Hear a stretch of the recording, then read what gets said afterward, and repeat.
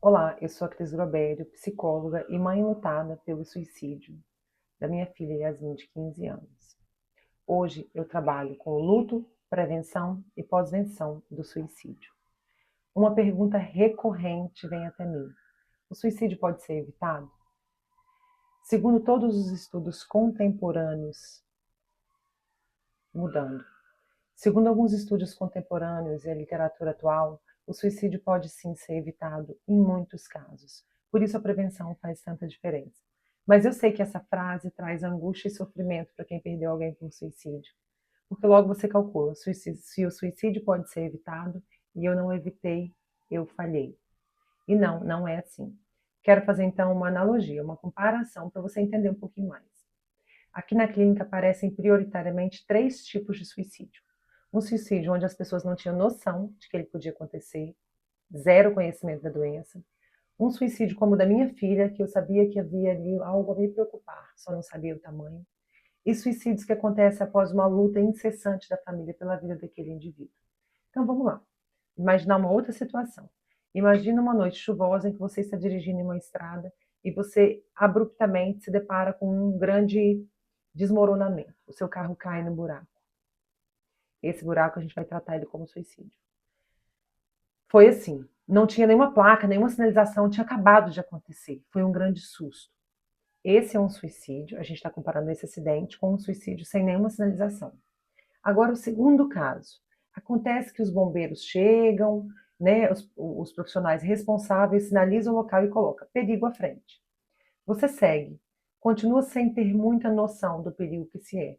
Quando você chega perto e você não tinha noção que você sabia que existia um perigo, mas que não era tão grande, você ainda assim se desequilibra e cai. Então, esse segundo caso é um caso onde você conhece um risco, mas não sabe o tamanho dele, o que poderia acontecer.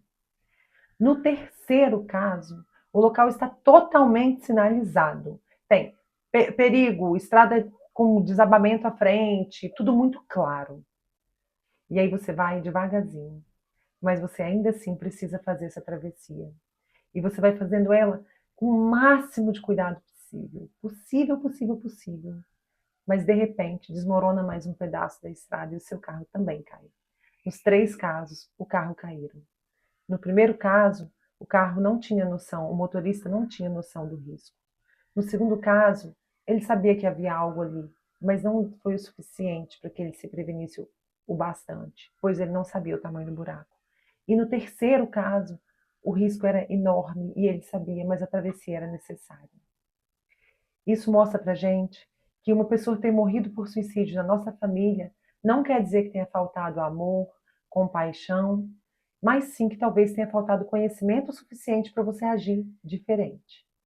Por exemplo, você não iria viajando distraída numa estrada que você soubesse que havia um perigo à frente.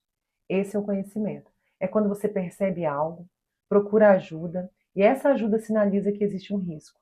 E aí você cuida com a prevenção, e você tem muita chance de não acontecer a morte por suicídio.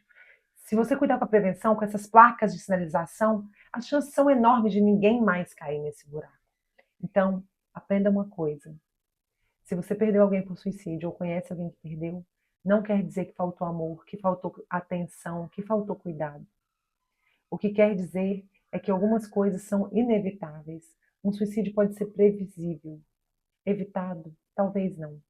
Então, olhe com compaixão para pessoas que perderam alguém. Lembre-se que sim, o autocuidado, o cuidado com o próximo, as redes de apoio, o tratamento psicológico, o amor, tudo isso faz parte de uma boa prevenção. O suicídio é multifatorial. Tem fatores sociais, tem fatores biológicos, tem fatores de várias esferas interferindo naquele contexto.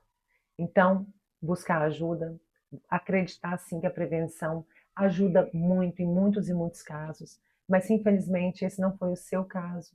Eu sinto muito. Eu sei como dói e provavelmente a culpa não foi sua.